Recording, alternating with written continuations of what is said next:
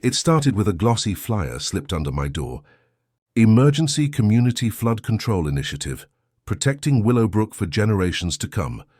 Brenda's name was stamped at the bottom, along with a smiling stock photo of a family standing by a fake creek.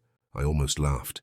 My real creek had survived flash floods, droughts and wildfires, all without the help of an HOA, but at the next board meeting, they made it sound like a matter of life and death.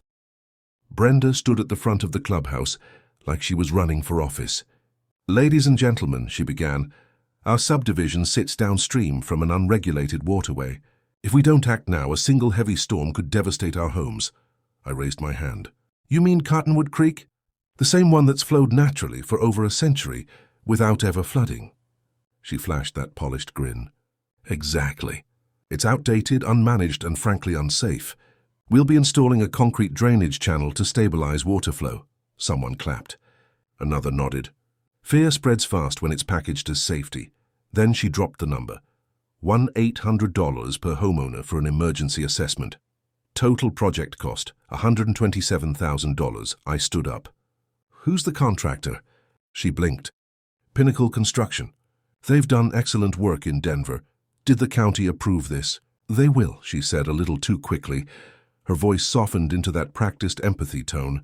"I know this is hard for some residents, but this is progress. We can't cling to outdated traditions." Traditions. That's what she called my grandfather's engineering. The vote passed 6-1. The only dissenter was Edwin Kowalski, an older Polish man whose accent made him sound perpetually disappointed in everyone. He looked at me across the room and shook his head. "This is mistake," he muttered. 2 days later, trucks rolled in. I came home from a weekend trip to visit my daughter and heard it before I saw it, the grinding roar of machinery. The air smelled like wet cement and diesel. Then I saw the nightmare. They dug a trench through the creek, poured thick grey concrete over the granite boulders my grandfather had set by hand. The water that used to sparkle under sunlight now sloshed lifelessly through a narrow, sterile gutter. Flood control, Brenda called it. I called it murder. Martha stood beside me, tears streaming down her face. "They killed it," she whispered. "The HOA had just spent $127,000 turning a living ecosystem into a storm drain. But here's the thing about people who think they can control nature. They always forget that water has memory. Every drop remembers where it's supposed to go. And this creek, it was going to remember.